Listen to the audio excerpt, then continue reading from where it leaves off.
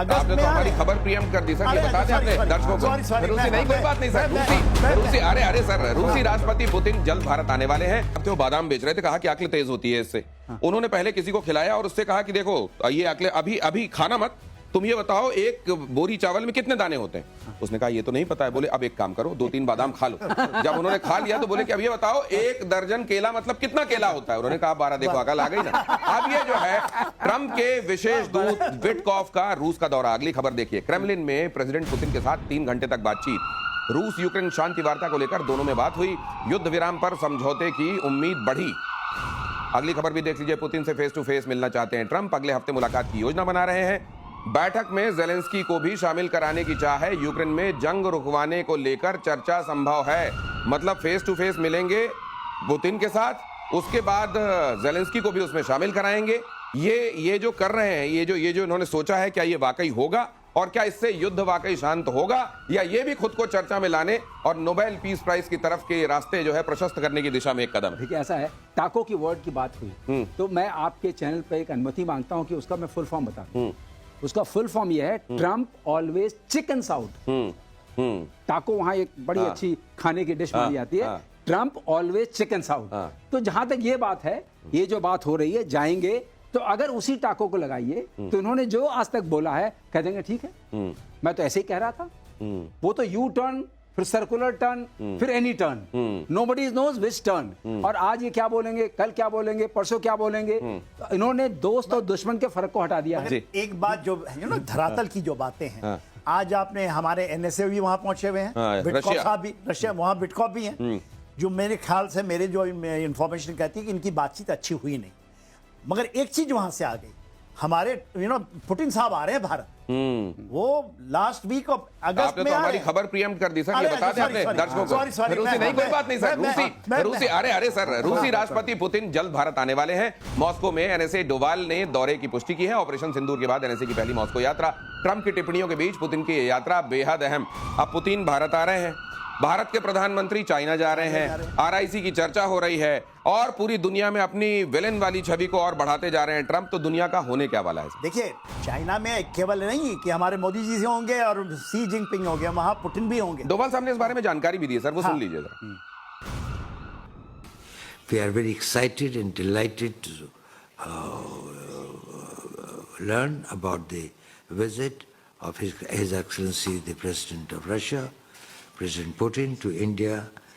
I think that the dates are almost finalized now. The more important thing is this, that is, these summit meetings have always been the watershed points. हालांकि आप जानते हैं कि खुफिया नाम ही इसीलिए agency का रखा जाता है क्योंकि उसके काम खुफिया होते हैं। दुनिया को उसको वर्ल्ड एट लार्ज उसके बारे में जानता नहीं है। लेकिन जब मैं हिम्मत सिंह को स्पेशल ऑप्स में देखता हूं तो डोवाल साहब कई बार मेरे दिमाग में उमड़ते घुमड़ते हैं। भारत की सुरक्षा को लेकर, भारत के लिए काम करने को लेकर 24/7 काम करने वाला एक व्यक्ति जो सिर्फ ये सोच रहा है कि भारत का भला कैसे हो। प्रधानमंत्री नरेंद्र मोदी इसी दिशा में काम कर रहे हैं। अभी मुझे ये बताइए सर, अगर ट्रंप ये मानते हैं कि बेहतर डील मेकर हैं नरेंद्र मोदी, आने वाले दिनों में गुड सेंस प्रिवेल करेगा और ट्रंप लाइन पर आएंगे, या ट्रंप तो इस बार तय करके आए वो ऐसे ही चलेंगे? आपको क्या लगता है? मेरे को तो लगता है कि भारत उनको लाइन पे लाएगा। देखिए, जिस तरह से लाइन हमने ली है और जैसे ग्राउंड वर्क हमने किया है, क्लियर कट है। आप एमईए का देखिए रिपोर्ट्स, क्या उन्होंने कह दिया, हमने तो तेल खरीदना ही खरीदना है। इसके अलावा जो अभी आपने सुने जितने भी रिपोर्ट, और जब ये आएंगे ना, पुतिन कब आए थे भारत में? 2021 में, 22 के पहले आए थे, जब हमारे को 5 S-400 की बात हुई। 3 आ चुका है, 2 आने वाला है।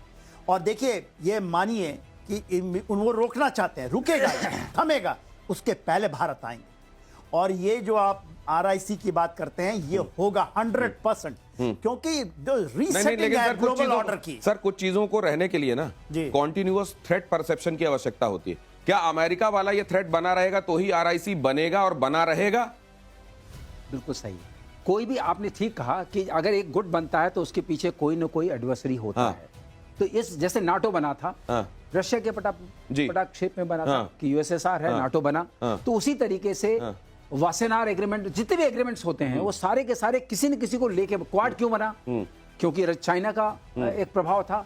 लेकिन ये सारे तो सर, ये ब्लेसिंग इन डिस्गाइज तो नहीं होती जा रही है कि यहाँ पे इस पूरे हिस्से में धरती के एकता और मजबूती आने की दिशा में अमेरिका अपने आप अपनी हरकतों से एकजुट तो नहीं कर जो रहा है? हम लोग कहते थे कि अब साउथ एशियन कंट्रीज का टाइम आ रहा है, चाइना और इंडिया का टाइम आ रहा है, अगर ये दोनों elephant and dragon can dance together, जो बात उठती है कई बार सामने आती है, then nobody in the world can really challenge you, क्योंकि आपके पास जनता भी है, सामान भी है, काम करने वाले लोग भी हैं, आप प्रमुखता से और प्रखरता से आगे बढ़ सकते सर, ये दूध ये दूध न फटता अगर यहाँ पे वो जो नींबू की बूंदें जो पाकिस्तान की तरफ से डल रही है ना, हाँ, वो ना होती, लेकिन वो तो है कॉन्टिन्यूअसली, वो कंटिन्यूअसली। हाँ, लेकिन पाकिस्तान अपने चेहरे को अब और दिखा रहा है। हाँ, ट्रंप के जो गोदी में जाके बैठ रहे हैं, हाँ, तो चाइना के मन में क्या भय भाव नहीं आएगा क्या? हाँ, हाँ, हाँ, चाइना सोचेगा नहीं कि मैं इसको सारे अपने अस्त्र शस्त्र दूंगा, तो ये क्या उसकी टेक्नोलॉजी, मेरा जो सीपेक बन रहा है उसको अमेरिका के साथ शेयर नहीं करेगा? जिस रेयर अर्थ मिनरल्स के लिए वो वहां गया, अमेरिका भी कूद पड़ेगा। तो अमेरिका ही has a potential to create a new warfare. ये अभी उपेंद्र ने बड़ी अच्छी बात कही पीसीआर से कि तुम मुझे ना चाहो कोई बात नहीं, किसी और को चाहोगे तो बड़ी मुश्किल होगी। और चाइना के संदर्भ में तो अमेरिका यही सोचता है जब पाकिस्तान उधर जाकर मिल के आता, हालांकि वांगी से उधर डांटी पड़ती है मुनीर को, लेकिन फिर भी। और अगली खबर यह है कि भारत के एडवांस मीडियम कॉम्बैट एयरक्राफ्ट और बड़ी रिपोर्ट है, टर्की के टाइकान पर पड़ा ये भारी, दक्षिण कोरिया के काय KF-21 बोरेमे को भी इसने चटाई धूल। ये तो उपलब्धि है सर, बहुत बड़ी उपलब्धि है। अब आप देखिए, जो आपने कहा, जो हमारे पैरामीटर्स हैं जिसको हम नियरली अचीव कर चुके हैं, अगर आप इंजन छोड़ दीजिए तो अभी मोर और लेस हर चीज की डिजाइन परफेक्ट है और अवेलेबल है। Avionics, sensors, fusion, AI, everything has happened. तो अगर आप उसको आगे बढ़ाएंगे, और एमका की टाइमलाइंस अब बहुत क्रश हो गई हैं, और लीडरशिप जो पॉलिटिकल लीडरशिप इसको बहुत ओवरसाइट, उनका बड़ा कंटिन्यूअस एंड फोकस्ड है, तो आप देखिएगा एमका अब निकल के आएगा। और जब एमका निकल के आएगा तो मैं सिर्फ एमका से खुश नहीं हो रहा हूं दिनेश, एक चीज और मुझे खुश करती है, एमका से जो टेक्नोलॉजीज हमारे अपने जो इंडस्ट्रियल कॉम्प्लेक्स है उसमें जो फैलेंगी, उसके बाद आप जो हम जिस एज की बात कर रहे हैं कि AI एज की, इसमें हम सक्षम हैं, और जो हम अनमैन्ड सिस्टम्स की बात कर रहे हैं, वो सारे बहुत तेजी से आगे बढ़ेंगे। तो सर, ये एक बात ये बताइए कि मान लीजिए एमका, ये इंजन को लेकर जो हमारी निर्भरता है, जी, आपने कहा कि पूरी गाड़ी आपकी है, लेकिन चाबी तो कोई और दे रहा है। ये वाली जो बात है, इंजन की वाली जो निर्भरता है सर, ये कितनी बड़ी निर्भरता है? देखिए, ये है तो बहुत बड़ी, क्योंकि हम अमेरिका पर डिपेंड कर रहे थे। हम वो कह रहे थे ना कि इनसे हम जेट इंजन, और उसकी 4 साल पहले हमारी उनसे डील हो चुकी थी कि हमें मिलेगी, जहां हम तेजस में डाल पाए ना एमका के लिए। बात क्या है, जो आपने बार बार कोरिया की बात करें, कोरिया ने जो लिया है इंजन वो बाहर का है, तो उनका तो मिक्स है। जो आप बात कर रहे हैं टर्की की, वो कहते हैं कि इंजन वो खुद बनाएंगे, उनका एकदम क्लियर कट है। भारत कहता है इंजन, हम कावेरी इंजन की बात करते हैं, उसमें जैसे ये बता रहे थे 60% हमारे कामयाबी है, मगर जो हमने अब फ्रांस के साथ किया है, तो आप ये लेके चलिए, जो एमका के अंदर में इंजन आ रहे हैं, और आपने एक टाइम फ्रेम दिया था 2029, ये अभी आज से लें तो 4 साल है, तो ये तो 100% आपको ये लेके चलिए, इंजन हमारी ही होगी। चाहे उसको आप कोई भी कावेरी नाम ले लीजिए, उसमें कहीं से हम उसका ले, मगर अमेरिकन इंजन नहीं आएगी। जो उनसे हमने लेनी थी, हम वो अब नहीं आएगी, क्योंकि तेजस में भी उसको बंद कर दिया। एक सबसे बड़ी बात जो नेवी ने की आज, P-8 का 8 जो एयरक्राफ्ट आना था, उन्होंने रद्द कर दिया है। तो ये लड़ाई छोटी नहीं है। तो अब आप सोच लीजिए, उधर से अगर टैरिफ लगाया जा रहा है, तो इधर से जो P-8I लिए जा रहे थे ना, उन्होंने कहा आप एक काम करो, आप अपने पास रखो, मत लाओ। और आप जानते हैं F-35 को लेकर भारत ने पहले कह दिया कि इसको लेकर तो हम कंसिडरेशन अब छोड़ रहे हैं। तो ऐसा नहीं है, उधर भी चाबुक पड़ रही है, और बल्कि उतनी ही तेजी से, बल्कि ज्यादा पड़ रही है। लेकिन ये जिद की बात होती है, किसी समय किसी के खब्त की बात होती है। अगली खबर यह है कि भारतीय सेना की ताकत और बढ़ेगी। 67,000 करोड़ के डिफेंस प्रोजेक्ट को मंजूरी मिली है। रक्षा खरीद परिषद से हरी झंडी मिली है। सेना, नौसेना, वायुसेना की ताकत को और बढ़ाए जाने की दिशा में काम हो रहा है। तो जो आप अभी कह रहे थे सर कि हमको डिफेंस बजट बढ़ाना चाहिए इत्यादि, ये है निश्चित रूप से आवश्यकता है। लेकिन मुझको लगता है कि अगर कंपैरिजन में देखें, भारत जो पहले कर रहा था और आज कर रहा है, उसमें जमीन आसमान का फर्क। दिनेश, फर्क सिर्फ एक है, पॉलिटिकल विल का और पॉलिटिकल अंडरस्टैंडिंग का, कि जो हमारे आसपास की सिचुएशन है, हमें उसमें अपने डिफेंस बजट को उस लेवल पर रखना ही पड़ेगा। आप देखिए, जो हमारी कोस्टल लाइंस हैं, जो हमारी लैंड बॉर्डर्स हैं, वो 7 कंट्रीज के साथ लगे हुए हैं, तो हमें कुछ न कुछ तो करना ही पड़ेगा उसके लिए। और ये डिफेंस बजट, मैं उम्मीद करता हूं कि हमारे अंदर वो समझ आएगी कि हम भी 5% को ऑनर करना शुरू करेंगे। चाहे अभी हम 1.9% पे हैं, हम पहले 3.5% लेवल पे जा सकते हैं, और उसके बाद हम 5% जाते हैं। 5% का मतलब क्या है? आपकी इकोनॉमी $4 ट्रिलियन से ज्यादा है, आपके पास $200 बिलियन कम से कम आप खर्च करेंगे। अगर आप डिफेंस बजट में खर्च करेंगे तो किस में जाएगा? R&D में जाएगा, जो कॉस्टली R&D होती है, वो बजट जाएगा इस तरह के अस्त्र शस्त्र बनाने में। जो हम अभी एरो इंजन की बात कर रहे हैं, एरो इंजन में हम जरूर सक्सेसफुल होंगे। एक बात दिनेश मैं आपसे साझा करना चाहता हूं, वो बात यह है कि पहले भी हम कोशिश कर रहे थे, लेकिन जो अभी गति मिली है कोशिश को, और जो गति उसमें फोकस मिला है, उस गति में आप इसको पहले से ज्यादा कर सकते हैं। और मेरा तो अब पूरा एक बात और विश्वास है- समझिए आप, ये जो कह रहे हैं मार्शल श्रीवास्तव, इसको इसकी गहराई समझिए। इस समय जो इम्पेटस मिला है, इस समय जो गति मिली, उसकी वजह भी समझिए। जिस पॉलिटिकल विल की बात की जा रही है, उस पॉलिटिकल विल के रहते हुए यह गति मिली है। तो आप सोचिए, जब भारत को यह गति मिल रही होगी तो किसको रास नहीं आएगा? भारत के दुश्मनों को रास नहीं आएगा। और वो क्या करेंगे? इंटरनली भी डिस्टेबलाइज करने की कोशिश करेंगे। भारत के अंदर भी वो ऐसी हरकतें करवाने की कोशिश करेंगे, पैसों के जरिए, किसी ऐसी आइडियोलॉजी के जरिए, कट्टरता की आइडियोलॉजी के जरिए, कि भारत को कमजोर किया जा सके। और यहां पर हम नागरिकों के सावधान होने की जरूरत है। लेकिन जनरल सिन्हा जी, ये तो रास नहीं आ रहा होगा और बड़ी साजिशें चल रही होंगी चारों तरफ। बहुत साजिशें हैं। देखिए, एक चीज आपको सुनकर बड़ी, ये कहते थे कि हमारे को 42 स्क्वाड्रन की बात होती थी, इतनी हमें चाहिए। आज के दिन में 29 के आसपास में हो गए हैं, हम इतना कम हो गए। मगर सामरिक, जो हमारी भारत की सामरिक क्षेत्र के अंदर में जो बातचीत होती है, भारत ने कहा 42 नहीं, हम 84 बनाएंगे, डबल।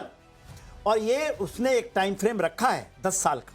तो ये जो चीजें हैं ये होंगी। ये हमने जो, मैंने भी मैं एडीजी इन्फेंट्री रहा हूं, 80% जो वेपन इक्विपमेंट हमने उनको डील किया है। पैसे की कभी कमी नहीं, कभी भी नहीं। जो हम कहते हैं ना कि बहुत सही कह रहे हैं, 1.9 के आसपास हमारा डिफेंस आज के दिन में है। हम कहते हैं हम आप तो पहले भी पैसा इफरात था, कभी कमी नहीं हुई है। हाँ। ये आप ये लेके चलिए। हाँ, इसको आर्टिफिशियली, जो आप इंटेलिजेंस की बात करते हैं, इसको किया जा रहा है। 2012 में ये कहा है कि हम डेवलप नहीं करेंगे अपने नॉर्दर्न बॉर्डर के, पैसे नहीं है। हम बुलेट प्रूफ, मैं उसको डील कर रहा था कि हम आपको बुलेट प्रूफ जैकेट नहीं देंगे, पैसे नहीं है। और उसके इसमें लिखा गया है हम नहीं खरीद सकते रफेल क्योंकि हमारे पास पैसा नहीं। ये पहले की स्थिति बता रहे हैं आप, 2012 की बता रहा हूं, 12 की बता रहे हैं। उसके बाद चेंज हुआ है सिनेरियो, और फॉर पॉजिटिव चेंज हुआ। आज जो चीज मांगता है आप हाथ रखिए, आपको मिलता ही। अब कोई, और इसी नोट पर अगली खबर यह है कि इंडियन आर्मी की ताकत को और बढ़ाने के लिए देखिए क्या किया जा रहा है। एक्सटेंडेड रेंज पिनाका के परीक्षण को किया जा रहा है। ये पूरा हो गया। भारतीय सेना में जल्द ही शामिल होंगे रॉकेट। सर, ये किस तरह की ताकत देगी? ये ताकत ये है कि पहले रेंज हमारी करीब 40 के आसपास थी, अब 75 हो जाएगी। 40 किलोमीटर से 75 किलोमीटर। ये दूसरी ताकत ये बढ़ेगी, जो एआई कहते हैं, ये मल्टी बैरल रॉकेट सिस्टम है ना सर, हमारा। और ये हम पहले 40 तक पहुंचाते थे, 75 तक पहुंचाएंगे। और एरिया डिनाइल वेपन्स, यहाँ पर हम वही चलाते हुए परीक्षा, एरिया डिनाइल म्यूनिशंस इसमें लगते हैं। जैसे किसी एक एरिया में अगर आपने इसको लॉन्च किया तो पूरा का पूरा तहस नहस होएगा पूरे उसमें। न तो बचेगी कोई इन्फेंट्री डिवीजन, न बचेगी कोई आर्मर्ड डिवीजन, न कुछ बचेगा। तो अपने आप में बहुत सक्षम है। इसमें एक बात और हो गई है, इसमें जो इन्होंने गाइडेंस सिस्टम लगाया है उसकी वजह से ये हो गया है कि अब आप जो है सटीक मार कर सकते हैं। मतलब आप इसमें लैंड करेंगे, आपका मिस डिस्टेंस ज्यादा 20 से 25 मीटर हो सकता है। उस तक ये बहुत बड़ी बात होती है इस टाइप के आर्टिलरी सिस्टम। अब जब ये भी सुनते हैं आप कि भगवान के धनुष के नाम पर पिनाका नाम रखा जा रहा है, जब आप ये देखते हैं कि एक टुकड़ी जो खास तौर से जो ड्रोन के साथ डील करेगी और खास तौर से कॉम्बैट के लिए ट्रेंड होगी, उसको भैरव नाम दिया जा रहा है, तो आपको ये लगता है कि आप अपनी संस्कृति को समग्रता से लेकर हर क्षेत्र में आगे जा रहे हैं? देखिए, इसका नाम अभी पिनाक भी पड़ रहा है क्योंकि अभी 75 है, उसके बाद 120 पे जा रहे हैं रेंज इसकी।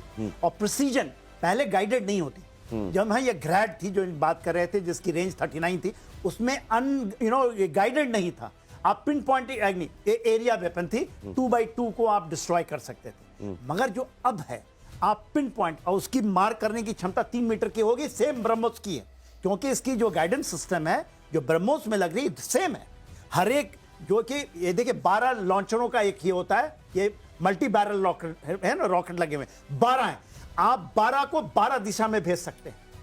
हर एक, आप ऐसा नहीं है कि पूरा का पूरा ही एक फायर करेंगे। इसकी ये भी खासियत लागे। तो ये जो एरिया वेपन है जो पल्वराइज करता है 2x2 किलोमीटर को, तो वहां पर कुछ भी नहीं, एरिया डिनाइल जिसको आप कहते हैं, कुल मिला के इस जगह से दूर रहो, यहाँ पे जो भी आएगा वो नष्ट कर दिया जाएगा। वेपन का नाम है एरिया डिनाइल म्यूनिशन, एडीएम 1।